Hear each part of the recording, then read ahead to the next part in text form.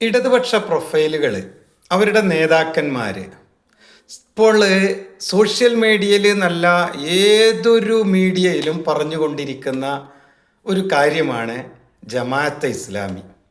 എന്താണ് ജമാഅത്തെ ഇസ്ലാമി? ജമാഅത്തെ ഇസ്ലാമിയുടെ രാഷ്ട്രീയം എന്ത് എന്ന ചോദ്യത്തിന് ഞാൻ വളരെ സസൂക്ഷ്മം എൻ്റെ ചെറുപ്പകാലം മുതലേ ജമാഅത്തെ ഇസ്ലാമിയെ നിരീക്ഷിച്ചിട്ടുണ്ട്. അവരൊരു ഇടതുപക്ഷ പ്രസ്ഥാനമാണ്. പ്രശ്നങ്ങൾ ഉണ്ടാക്കുക എന്നത് ജമാഅത്തെ ഇസ്ലാമിക്ക് വളരെ തന്ത്രപൂർവ്വം കഴിയുന്ന ഒരു സംഭവമാണ്. പക്ഷെ അതിനൊരു സോൾവ് ചെയ്യുന്ന ഒരു പരിഹാരം കാണുന്ന രീതി അവർക്ക് അന്യവുമാണ്. നമുക്കൊക്കെ അറിയാം ഇഖ്വാനുൽ മുസ്ലിമൂൻ, ഇവരുടെ യഥാർത്ഥത്തിൽ ലോകത്തറിയപ്പെടുന്ന പേരാണത്. അവർ ചില വസന്തങ്ങളൊക്കെ അറബ് നാട്ടിലുണ്ടാക്കി. അതിൻ്റെ പ്രത്യാഘാതം ആ നാട്ടിലെ ജനങ്ങൾ മുഴുവൻ അനുഭവിച്ചുകൊണ്ടിരിക്കുകയാണ്. ഓരോ രാജ്യവും എല്ലാ വിധത്തിലും അരാജകത്വം നിറഞ്ഞ രാജ്യത്തിനകത്ത് പ്രശ്നങ്ങൾ സങ്കീർണമാകുക എന്ന ഒരു വിഷയമാണ് അതിലൂടെ ജമാഅത്തെ ഇസ്ലാമിക്ക് ലോകത്തിന് സംഭാവന ചെയ്യാൻ സാധിച്ചത്. എന്നാൽ അത് എങ്ങനെ സോൾവ് ചെയ്യണം, എങ്ങനെ പരിഹരിക്കണം, അത് അവർക്കറിയില്ല. പ്രശ്നം ഉണ്ടാക്കുക, ഇഷ്യൂ ഉണ്ടാക്കുക, അവരെക്കുറിച്ച് വലിയൊരു ചിന്താഗതി ലോകത്ത് വ്യാപകമാക്കുക എന്നതിനപ്പുറം അത് പരിഹരിക്കാൻ അവരെ കയ്യിൽ മരുന്നൊന്നുമില്ല. പറഞ്ഞു വരുന്നത്, കേരള രാഷ്ട്രീയത്തിലേക്ക് തിരിച്ചു വന്നാൽ ജനസംഘവും, അതായത് പഴയ RSSൻ്റെ പതിപ്പായിട്ടുള്ള ജനസംഘം, ഇന്നത്തെ BJP, ആ BJPയും ഇടതുപക്ഷവും RSS അനുകൂല സ്വഭാവമെടുത്തപ്പോൾ ആ ടീമിൽ നമ്മളെ ജമാഅത്തെ ഇസ്ലാമി ഉണ്ടായിരുന്നു. അതുവരെ അവർക്ക് വോട്ടവകാശം വിനിയോഗിക്കുന്നത് ഹറാമായിരുന്നു. പക്ഷെ അന്ന് അവർക്കൊരു ഉൾവിളി വന്നു. ഏതോ അവരുടെ പ്രവാചകൻ അവർക്ക് ആ ഉൾവിളി കൊടുത്തു, ഇല്ല നിങ്ങൾ വോട്ട് ചെയ്തോളിയും. ആർക്കാ വോട്ട് ചെയ്യണേ? ജനസംഘം, ഇടതുപക്ഷം, RSS തുടങ്ങിയ ഏറ്റവും വൃത്തികെട്ട ഒരു സമൂഹത്തിന്. അവിടെ നിന്ന് അങ്ങ് തുടങ്ങിയിട്ട് അവരിങ്ങനെ ഒരു പ്രയാണമായിരുന്നു ഇടതുപക്ഷത്തിൻ്റെ കൂടെ. എന്നിട്ട് അവരൊരു കളി ചെയ്യും. മലപ്പുറത്തും മഞ്ചേരിയിലും MP മാരെ തിരഞ്ഞെടുക്കുമ്പോൾ മൂല്യം നോക്കി അവർക്ക് കൊടുക്കും. അവരുടെ മൂല്യം എന്താണെന്നൊന്നും അവർ വിവക്ഷിക്കൂല. കാരണം അവിടെ വിജയിക്കുക ലീഗിൻ്റെ 2 സ്ഥാനാർത്ഥികളാണ്. അതുപോലെ നിയമസഭാ തെരഞ്ഞെടുപ്പിൽ ലീഗിൻ്റെ ഉറച്ച സീറ്റുകളിൽ അവരൊരു നിലപാടെടുക്കും. അതും ഇത് തന്നെയാണ്, മൂല്യം നോക്കി കൊടുക്കും. അതിലും നല്ല മൂല്യമുള്ള ലീഗിൻ്റെ സ്ഥാനാർത്ഥികൾ അപ്പുറത്ത് നിൽക്കണുണ്ടാവും, അത് കൊടുക്കൂല.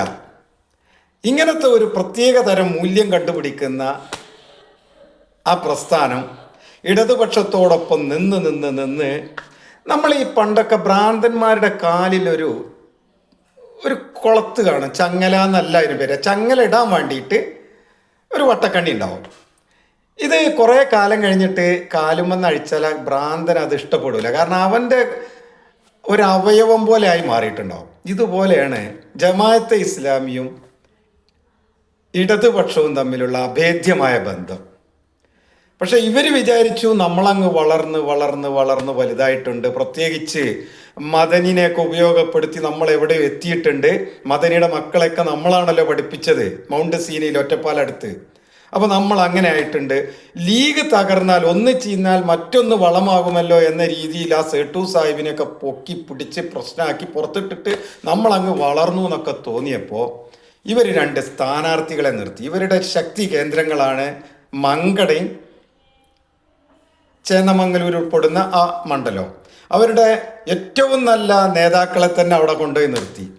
ഏകദേശം 30,000-ത്തിലധികം മെമ്പർമാർ അവർക്കുണ്ട് ഈ 2 സ്ഥലത്തും. അപ്പോൾ എങ്ങനെ നോക്കിയാലും ഒരു സംഭവമാണത്. അങ്ങനെ മത്സരം കഴിഞ്ഞപ്പോൾ 3000 വോട്ട് പോലും കിട്ടിയില്ല. കാരണം എന്താണെന്നറിയോ? 90% മാർക്സിസ്റ്റുകാരും ഇവർ പറയണതിൻ്റെ അപ്പുറം പോയി. അതാണ് ഇപ്പോൾ അവരുടെ നേതാക്കന്മാർ ഇടക്കിടക്ക് പറയും, വെൽഫെയർ പാർട്ടിനെ ഞങ്ങളല്ല നിയന്ത്രിക്കണമെന്ന്. കാര്യം മനസ്സിലായില്ലേ? പിന്നെ ഇവർക്കുള്ള പണിയാണ് എന്തൊരു പരിപാടി കിട്ടിയാലും എൻ്റെ ഒരു ഗുരുണ്ട് ഉണ്ണിയേട്ടൻ, ഇവരെയൊക്കെ പോയി പിടിച്ചിട്ട് അവരെ പ്രസിഡൻ്റ് ആക്കി അവിടെ വെക്കും. എന്നിട്ട് ബാക്കി വരും. അപ്പോൾ അവരുടെ സംഘടനയിൽ എല്ലാ തലപ്പത്തും ഒരു പ്രധാനപ്പെട്ട ആളുണ്ടാവും അന്യ സമൂഹത്തിൽ നിന്ന്. ഇതൊക്കെ തിരിച്ചറിയുന്ന ഒരു സമൂഹമായി മാറാൻ പൂർണ്ണമായും കേരള ജനതയ്ക്ക് സാധിച്ചിട്ടില്ല എന്നതൊരു സത്യമാണ്. അതുകൊണ്ടാണല്ലോ ഇവിടെ രണ്ടാം പിണറായി സർക്കാരൊക്കെ വന്നത്. വിവരമുണ്ടെങ്കിൽ പാർട്ടി അണികൾ മാത്രമായി നിൽക്കുന്നതിനപ്പുറം കഴിവും രാജ്യ താല്പര്യവും കൂടി നോക്കി വോട്ട് ചെയ്യുന്ന ഒരു സൊസൈറ്റിയായി നമ്മൾ മാറണമല്ലോ. അതിന് കേരള ജനതയ്ക്ക് വല്ലാതെ സാധിച്ചിട്ടില്ല. ഒരു ചെറിയ ഒരു നല്ല സന്ദേശം ലഭിച്ചുകൊണ്ടിരിക്കുന്നത് ഈ ഒരു ത്രിതല പഞ്ചായത്ത് തെരഞ്ഞെടുപ്പിലാണ്. മറ്റതൊക്കെ 5-5, 5-5, 5 കൊല്ലം ഇവർ, 5 കൊല്ലം അവർ, അതിൻ്റെ ഇടയിൽ ഒരു 10 കൊല്ലം കൊടുത്തു.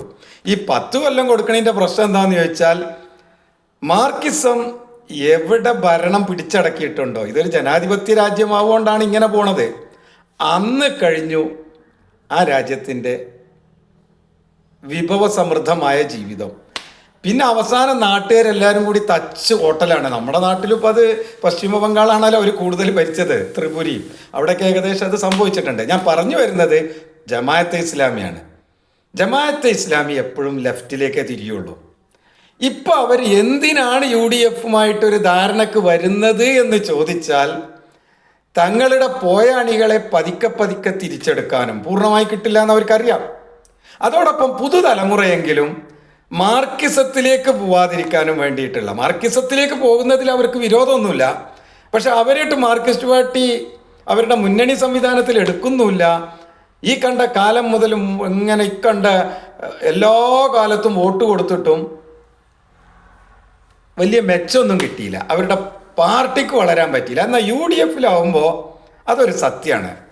ഞാൻ മനസ്സിലാക്കിയിടത്തോളം മാർക്സിസ്റ്റ് പാർട്ടിയിൽ പോയ ഒരു പാർട്ടിയും അവസാനം അവർക്ക് ആ സീറ്റൊക്കെ ഉണ്ടാവും, അണികളെ നഷ്ടപ്പെട്ടിട്ടുണ്ടാവും. അണികളെ പതുക്കെ പതുക്കെ അത് മാർക്സിസ്റ്റ് പാർട്ടി കൈക്കലാക്കും. ഇപ്പം CPIൻ്റെ കാര്യം എടുക്കുക, എന്തിനധികം പറയണോ, മാണി കോൺഗ്രസ് ഇപ്പോൾ പോയി, ഇപ്പം എന്താ അതിൻ്റെ അവസ്ഥ, ചത്തതിനൊക്കുമ്പോൾ ജീവിച്ചിരിക്കലെന്നായി. ആ പാലൊക്കെ അവരുടെ എന്താ പറയുക, അത്രമാത്രം ഉറച്ച സീറ്റുകളും എല്ലാം പോയി. ഇപ്പോൾ അവിടെ തന്നെ UDFിൻ്റെ കെയർ ഓഫിലുള്ള ഒരു ടീം അധികാരത്തിൽ വരുന്ന അവസ്ഥയിലെത്തി. പക്ഷേ ഞാനൊരു കാര്യം വിട്ടു പറയാം, ലീഗിനെ ജമാഅത്തെ ഇസ്ലാമിയുമായി ചാരിയിട്ട് മാർക്സിസ്റ്റ് പാർട്ടി എന്തൊക്കെ പറഞ്ഞാലും കുഞ്ഞാലിക്കുട്ടി സാഹിബ് ഇതൊക്കെ അറിയണ ഒരു സംഭവമാണ്, ഒരു ചാണക്യനാണ്, രാഷ്ട്രീയത്തിലെ ചാണക്യനും. എന്നാൽ ഒരു സ്റ്റേറ്റ്മെൻറ്റ് പോലും മോശമായി പറയാത്ത, കാര്യങ്ങൾ വ്യക്തമായി മനസ്സിലാക്കി കൊണ്ടുപോകുന്ന ഒരു വ്യക്തിയാണ്. അതുകൊണ്ട് തന്നെ ഇത് നടക്കാൻ പോണ പണിയല്ല. എന്തിനധികം ഈ ത്രിതല പഞ്ചായത്തിൽ പോലും അവർ ആരൊപ്പൊക്കെ കൂടിയത്, ഇടതിൻ്റെ ഒപ്പം കൂടി, വലതിൻ്റെ ഒപ്പം കൂടി, ഒറ്റക്ക് നിന്നു. തൃത്താൻ ഇവിടെ അങ്ങനെ പല ഭാഗത്തും പാലക്കാട് ജില്ലയിൽ ആ സ്വാതി ജംഗ്ഷൻ്റെ അപ്പുറത്ത് ഒരു പ്രസംഗത്തിലൊക്കെ കോലീബി സഖ്യമല്ല ഇപ്പോൾ കോമു, അതായത് കോൺഗ്രസ്, മുസ്ലിം ലീഗ്, BJP കോമൂബി സഖ്യമാണെന്ന് വരെ പ്രസംഗിക്കുന്നത് ഞാൻ കേട്ടു. പക്ഷെ അവരെങ്ങനെ നോക്കിയാലും വിശ്വസിക്കാൻ കൊള്ളാത്ത കോഴി അയലുമക്കേറിയമാർക്കുള്ള ഒരു ടീമാണ്. പെരുമാറാൻ നല്ല നീറ്റാണ്, പ്രശ്നങ്ങളൊന്നും ഉണ്ടാവില്ല. കോഴി അയലുമക്കേറിയമാർക്കാണ്, ഓനെ കണ്ട ഓൻ്റെ ആൾ, ഇവനെ കണ്ട ഇവൻ്റെ ആൾ. അത് മതപരമായ കാര്യങ്ങളിലും അങ്ങനെ തന്നെയാണ്. മുജാഹിദീങ്ങളെ കണ്ട ഞങ്ങൾ മുജാഹിദീങ്ങളൊപ്പാണ്. പക്ഷേ വിഷയങ്ങളൊക്കെ വരുമ്പോൾ ഇസ്ലാമിന് അന്യമായ ചില കാര്യങ്ങൾ ചെയ്യുന്ന വിഭാഗങ്ങളുമായും അവർ കാര്യങ്ങളൊക്കെ ഒപ്പം പോവുകയും കാര്യങ്ങളൊക്കെ ചെയ്യുകയും മൃഷ്ടാന്ന ഭോജനമൊക്കെ നടത്തും. ഇത് ആണ് കോഴി അയലുമ കയറിയതെന്ന് പറയുന്നത്. പക്ഷേ കോഴി അയലുമ കയറിയ ടീമേ, നിങ്ങൾ എത്ര കാലം UDFിൻ്റെ ഒപ്പം നിന്നാലും UDF നിങ്ങളെ കുഞ്ഞാലിക്കുട്ടി സാഹിബിൻ്റെ ജീവിതകാലത്തിൽ എടുക്കും നിങ്ങൾ വിചാരിക്കേണ്ട എന്നാണ് എൻ്റെ ഒരഭിപ്രായം. കൂടുതലൊന്നും പറയണ്ട, നമുക്ക് കണ്ടറിയാലോ നമുക്കൊക്കെ ആയസുണ്ടെങ്കിൽ. അപ്പോൾ നിർത്തുന്നു. നന്ദി, നമസ്കാരം.